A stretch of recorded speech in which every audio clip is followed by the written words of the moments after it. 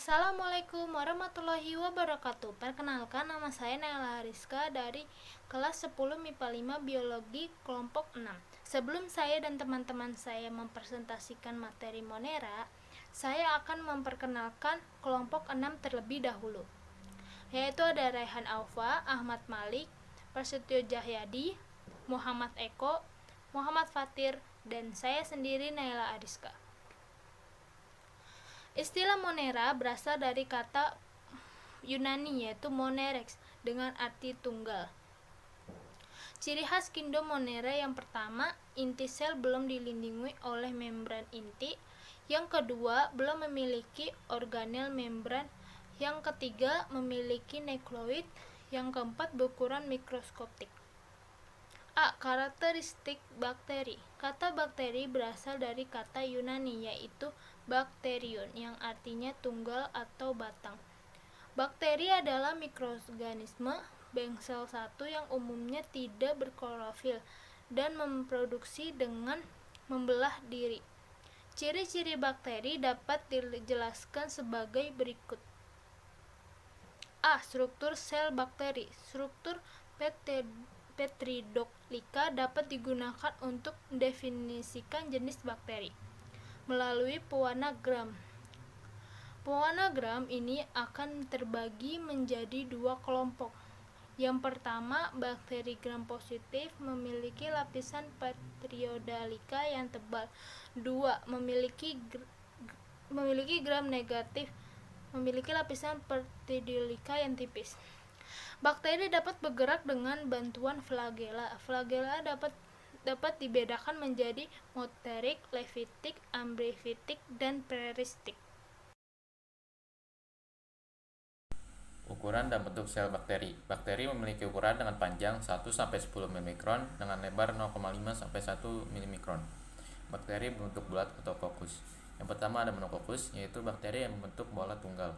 Yang kedua ada diplococcus, yaitu bakteri yang membentuk bola yang menggabung dua-dua. Yang ketiga ada Sarcina, yaitu bakteri yang membentuk bola yang berkelompok 4-4. Yang keempat ada Streptococcus, yaitu bakteri yang berbentuk bola yang memanjang seperti rantai. Yang kelima ada Staphylococcus, yaitu bakteri yang berbentuk bola yang berkoloni seperti buah anggur. Bakteri berbentuk batang atau basil. Yang pertama ada Monobacillus, yaitu bakteri yang berbentuk batang tunggal. Yang kedua ada Diplobacillus, yaitu bakteri yang berbentuk basil yang menggabung dua-dua. Yang ketiga ada Streptobacillus, yaitu bakteri yang berbentuk basil yang memanjang seperti rantai. Yang keempat ada Coccobacillus, yaitu bakteri yang berbentuk basil yang tidak terlalu panjang. Bakteri berbentuk spiral. Yang pertama ada spiral, yang kedua ada vibrio, yang ketiga ada spiroseta.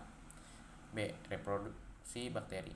Yang pertama ada pembelahan biner, yaitu pembelahan diri secara langsung tanpa melalui tahap pembelahan seperti mitosis. Yang kedua ada konjugasi, yaitu penggabungan gen antara dua sel.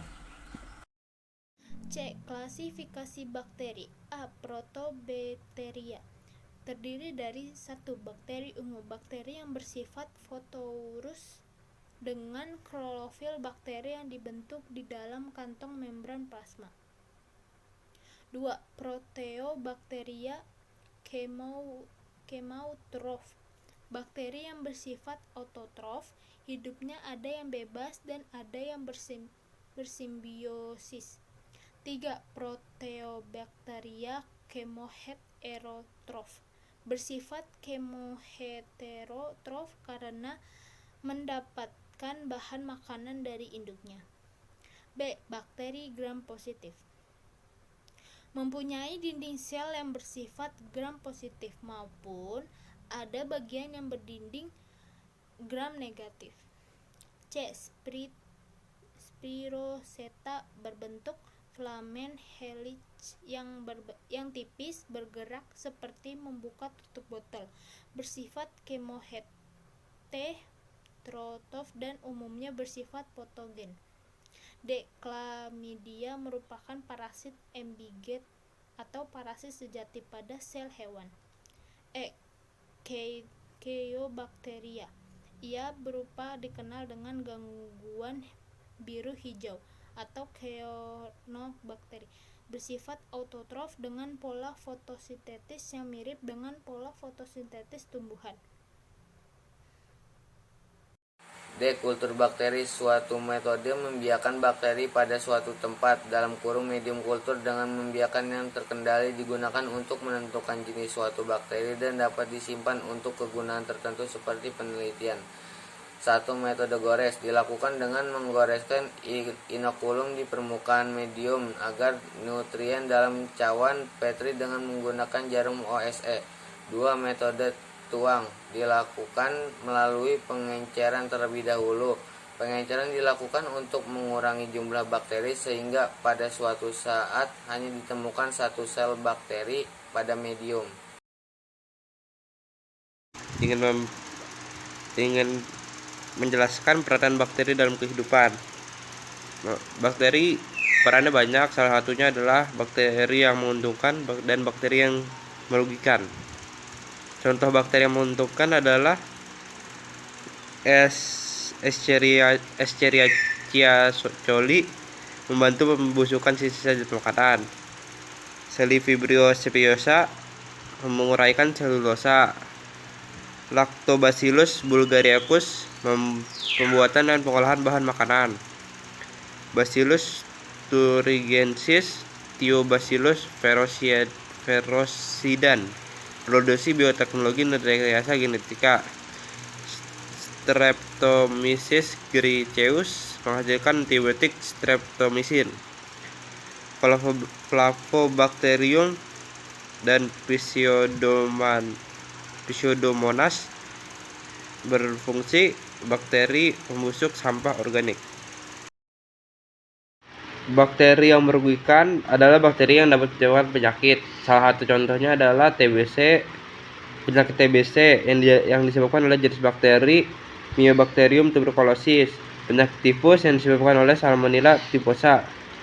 Penyakit tetanus disebabkan oleh jenis bakteri Clostridium tetani. Penyakit gonorrhoeae disebabkan oleh jenis bakteri Neisseria gonorrhoeae. Penyakit pneumonia disebabkan oleh jenis bakteri Diplococcus pneumonia. Penyakit sifilis disebabkan oleh jenis bakteri Treponema pallidum. Sekian, terima kasih. Assalamualaikum warahmatullahi wabarakatuh. Saya di sini akan membacakan tentang Archaebacteria. Istilah Archaebacteria berasal dari bahasa Yunani kuno, yaitu archaio, yang artinya kuno. Archaea termasuk ke dalam kingdom Monera karena umumnya bersel tunggal dan tidak memiliki membran inti. Archaea dipisahkan dari bakteri karena memiliki perbedaan. Contohnya, Archaea tidak memiliki peptidoglikan. Sebagian besar Archaea hidup pada lingkungan yang ekstrim dan mempunyai habitat purba pada sejarah evolusi bumi, sehingga banyak anggotanya yang sudah punah dan menjadi fosil.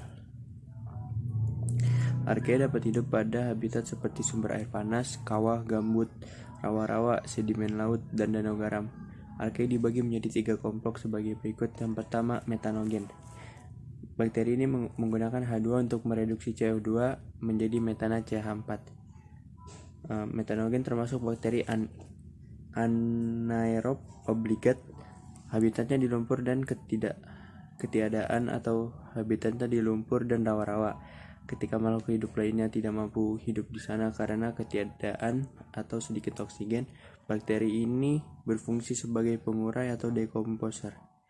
Aplikasi pemanfaatan bakteri metanogen ini adalah pembuatan biogas dari kotoran ternak. Adapun metanogen banyak juga yang bersimbiosis pada usus rayap, sapi, dan herbivora lainnya sebagai pengurai selulosa dari dinding sel tumbuhan yang dimakannya. Contoh bakteri kelompok ini adalah Metanosarcina, Metanococcus janasi, dan Methanopyrus candleri. Yang kedua, Halophil extreme. Kelompok bakteri ini hidup berkoloni membentuk buih berwarna ungu yang mengapung di perairan dan hidup pada air laut berkadar garam tinggi. Contohnya adalah bakteri Rhodopsin. Yang ketiga, termofil ekstrim. Kelompok bakteri ini hidup pada perairan bersuhu tinggi. Contohnya adalah Sulfolobus yang hidup menempati pada air sulfur di Yellowstone National Park, Amerika Serikat yang bersuhu 105 derajat. Sekian dari kelompok 6. Assalamualaikum warahmatullahi wabarakatuh.